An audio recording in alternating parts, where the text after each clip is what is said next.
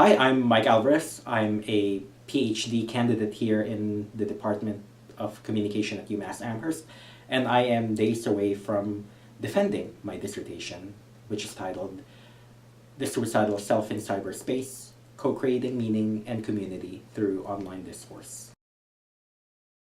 I suppose I'll start with my undergraduate years. I was a psychology major at Rutgers University, where I wrote my senior thesis on the relationship between suicide and phenomenal creativity. And in the years since graduating, I've worn many hats. I've served as a residential counselor at a halfway home for people with diagnosable mental disorders. I've also served as a program coordinator of an eating disorders clinic and pursued an MA in Psych and an MFA in creative writing because creative writing is one of my passions. But what really binds together my work is my interest in the stories of people who we often label as mentally ill, but their stories from their own perspective, not from a medical perspective. And that led me to pursue a PhD in communication because I wanted to take my work on such issues as trauma, mental disorders, suicide from a non-medical lens, from the lens of those who wrestle with those very conditions. And I thought that communication, a PhD in communication specifically, would allow me to delve more deeply into these issues that I'm preoccupied with and that are very important to me and hopefully to the world at large. So when I'm not doing research or writing research monographs or doing lesson plans for the classes that I'm teaching, I am binge watching Netflix. I love the Marvel series that they have on there. I also love Stranger Things and DOA. When I'm not binge watching, I am playing video games. I'm a huge gamer. I have a PS4 and am totally into survival horror like The Last of Us and the recent Resident Evil 2 remake, which I am working my way through. And there's just something fun about being chased by zombies relentlessly. So, but besides those, I am also an avid fan of dystopian fiction and films like Bradbury's Fahrenheit 451, Orwell's 1984, the cinematic adaptations of those novels. Margaret Atwood is another one. I could go on and on about this. It's been quite a wild ride since coming here and pretty much finishing my journey here.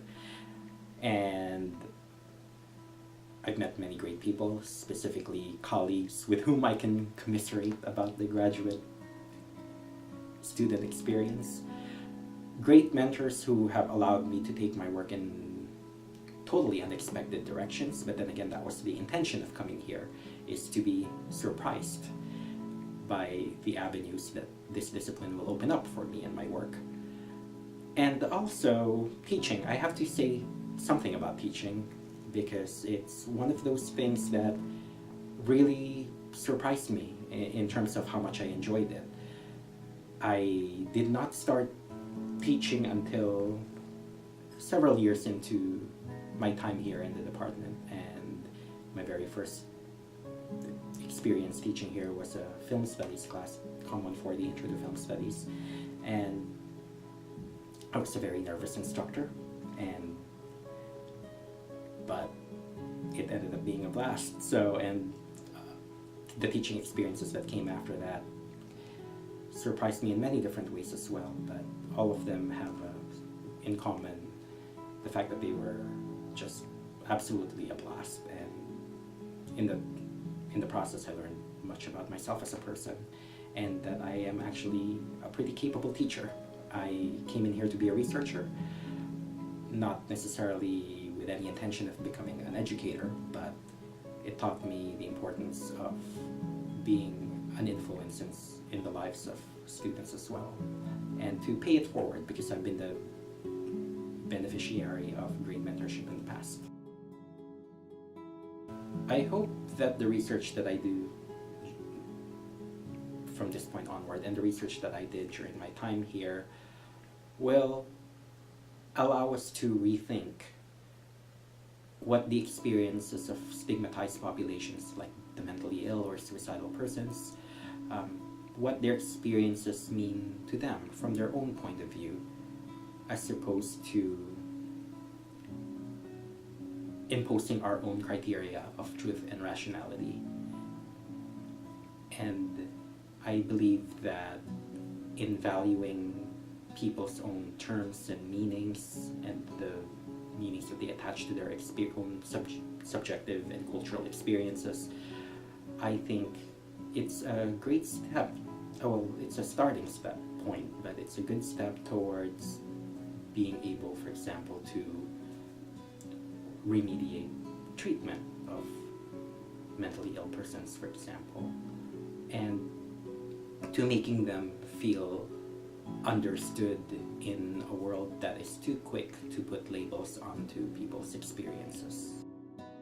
I also hope that the research that I am doing on narratives and discourses around death and end of life will allow people to realize that death is not something we should remove from conversation, because death teaches us as much about the importance of life. And in being able to openly and respectfully and ethically able to talk about that, I believe that we in the process will also come to have a greater appreciation for what it means to be alive and human.